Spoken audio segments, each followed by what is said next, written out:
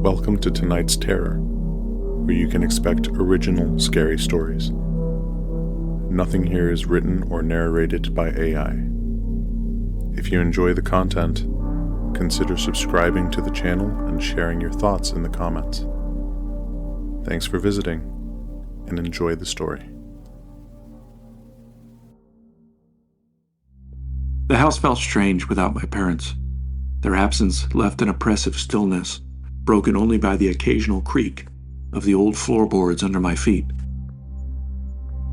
I hadn't visited much in recent years, not since I moved away after college.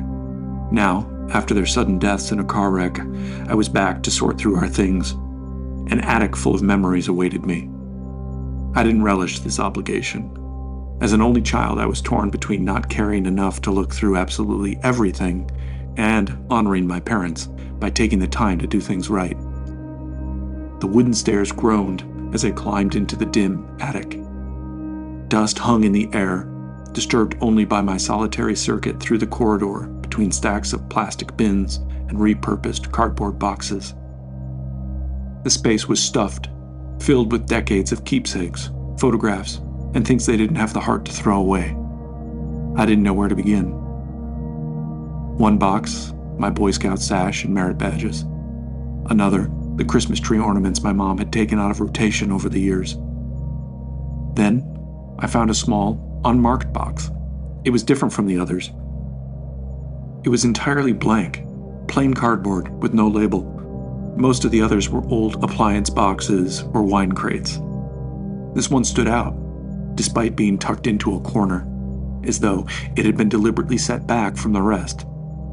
Inside were old VHS tapes, each labeled with handwritten dates. They spanned from around the time I was born until I was about 10 years old. I had loads to get done, and had accomplished approximately nothing so far, but sentiment got the best of me. I dusted off the old VCR that still sat in the attic and carried it down to the family room. After deftly connecting the cords with muscle memory I developed as your average teenager obsessed with TV and movies, I popped in the first tape. The screen flickered to life, and there they were, my parents, much younger, standing in the living room of this very house. My mother laughed, holding a baby in her arms. I felt a pang of nostalgia. They passed months ago, but I hadn't seen a video of my mom since she died, let alone a video of her cradling me as a baby. As she turned, my heart pounded once and seemed to stop. The baby was not me. It was an uncanny and disturbing moment as I looked aghast at a baby with fiery red hair. The panic burned in my chest, but abated quickly. Of course, I thought, this must have been a cousin or a family friend. I chuckled at my self-absorption, but couldn't deny how shocked I'd been. I put in another tape. My dad, adorned with a mustache he'd stopped wearing by the late 90s, was tossing the same red-head baby gently in a pile of leaves. Who was that baby? Now filled with real panic and disorientation, I rifled through the box for more and more tapes. The baby, and later this child, was the one my parents were raising in all the tapes.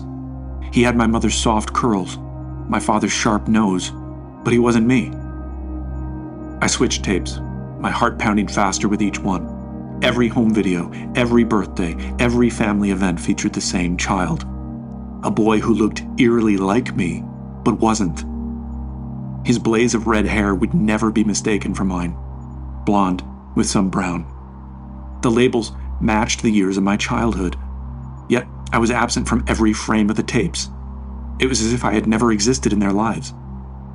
I rewound one, searching for answers. It was a birthday party. My birthday. Or it should have been. There was cake, balloons, and my parents singing happy birthday, but instead of my name, they used his. Happy birthday, Thomas, they sang, while I watched in mute horror. Who was Thomas? Frantic now, I sifted through the remaining tapes, hoping to find some explanation. I played one from when I should have been 5. There was my father, teaching Thomas how to ride a bike. My mother clapped proudly as Thomas pedaled down the driveway. Again, no sign of me. My mind raced. Why had they replaced me with this child? Had they always seen him instead of me? Or was this some sick, twisted prank? I half jogged back up to the attic, determined to find the means to dismiss this as a misunderstanding. The attic looked the same, but I suddenly felt like this wasn't my own family's house.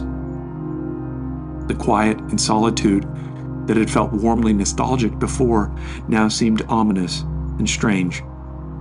A sudden creak on the floor below the attic made me flinch and duck my head. I think I half expected the hand of a red-headed child to reach from behind a pile of boxes and grip my ankle. But I was still alone. I wondered just how alone I really was, had been, for years now. Did I even know my parents? I rummaged through more boxes, desperate for answers. Finally, I found a photo album tucked beneath a box of books. Inside were snapshots of my childhood years, or what should have been. But instead of me, every picture featured Thomas. In one, he was sitting on my mother's lap in front of a Christmas tree. In another, he held my father's hand at the zoo. It was as if he had lived my entire life in my place. I stumbled upon a single photograph that stopped me cold. It was dated from the day I was born. My mother lay in a hospital bed, holding a newborn baby. Thomas.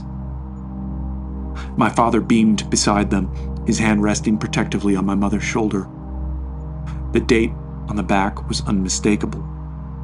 It was my birthday. Panicked, I rushed downstairs to search for something, anything, that proved my existence. In my mom's office, she'd kept a fire safe for important things. I found my birth certificate, my high school diploma, an expired passport. But none of them mentioned Thomas. According to every document here, I was their child.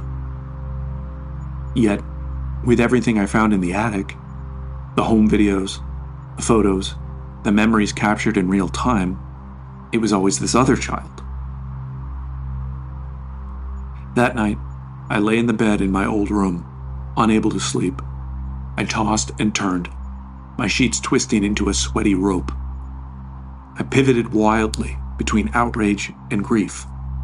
Above everything was the fear that I was losing my grip on reality. I felt as if my history was unraveling around me. Who was I, if not their child? What had they done with me? In the quiet of the early morning, I heard a soft tapping on my bedroom door. I was nearly asleep, and for an irrational moment, I was sure it was my mom. The sound was just like when she'd come to the door to wake me for school. I shook off the half-sleep clouding my head and focused my eyes on the door.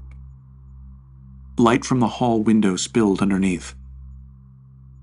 I could see a pair of feet blocking the light in two small patches where the bottom of the door met the floor.